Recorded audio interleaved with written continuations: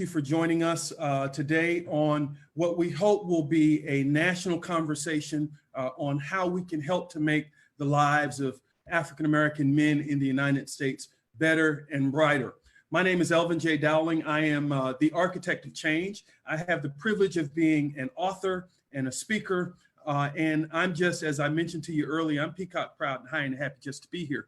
And so to tell you a little bit about me and why we're here today, most of you already know I had the opportunity to write a book that was released in January called Still Invisible, Examining America's Black Male Crisis.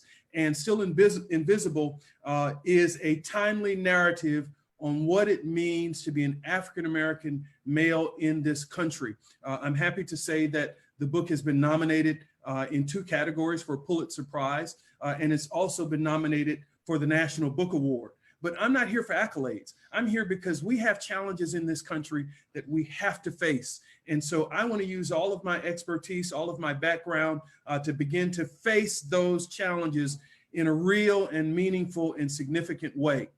Just by means of background, I do come from a civil rights background. I worked for many years in Palm Beach County, Florida, as an aide to the first African-American commissioner, as well as the first Black man to be elected to Congress, the Honorable Al C.L. Hastings, who did the foreword for my book. I also served as chief of staff for the National Urban League on Wall Street in New York City for many years. And so my background is really in the struggle, in fighting to make sure that we have equitable treatment under all auspices of the American government.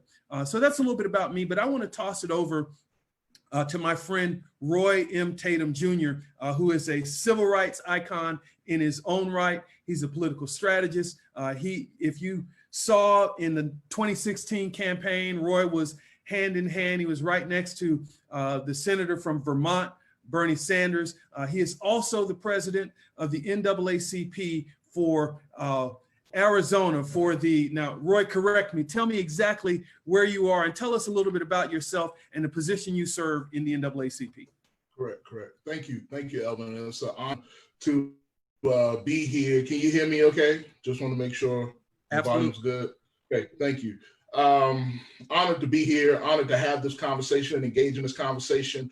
Elvin, we've known one another for probably 3 decades, almost 30 years of friendship between us.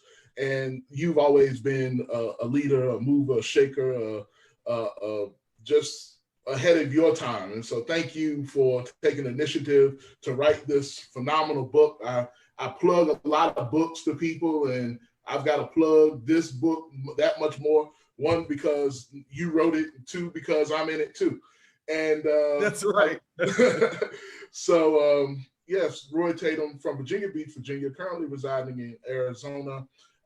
Worked on a number of state, local, federal campaigns from Barack Obama to Bill Clinton to Bernie Sanders.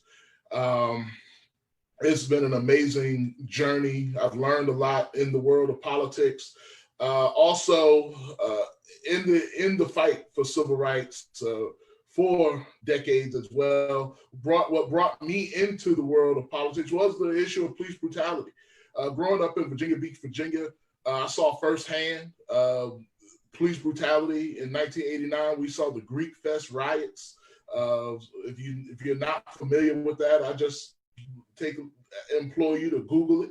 Take a look at it for yourself, where you see police officers beating up Black college students in flip-flops and board shorts and females in bikinis.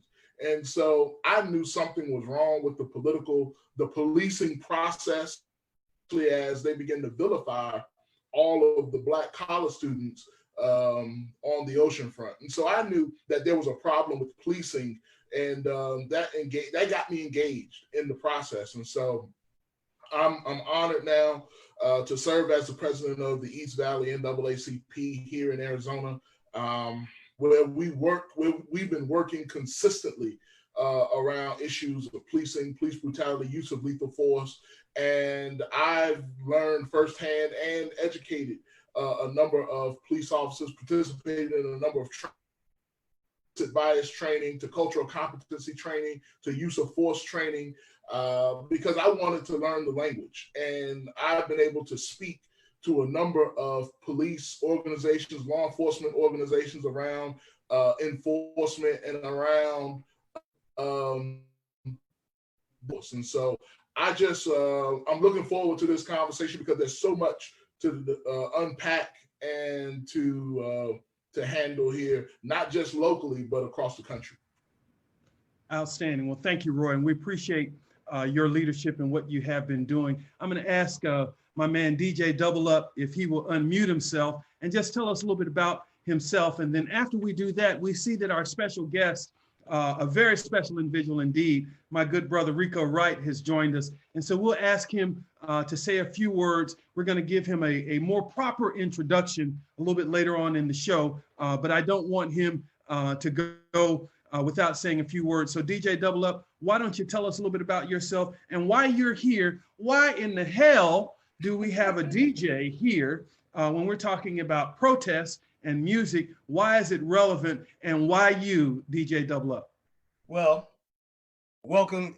Thank you for having me. Apologize for coming in late. We're having technical difficulties down here in Florida. You know, these rainstorms that we're having here. But to answer your question, I am here because music is the protest.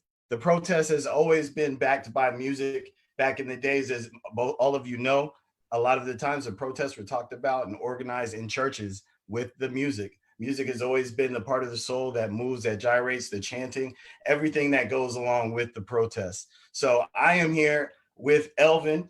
Elvin's a longtime friend of mine. I've read the book, great book, and I'm here to provide the background music for what we're trying to get started, which is an open forum for us to talk and discuss issues and try to make positive change.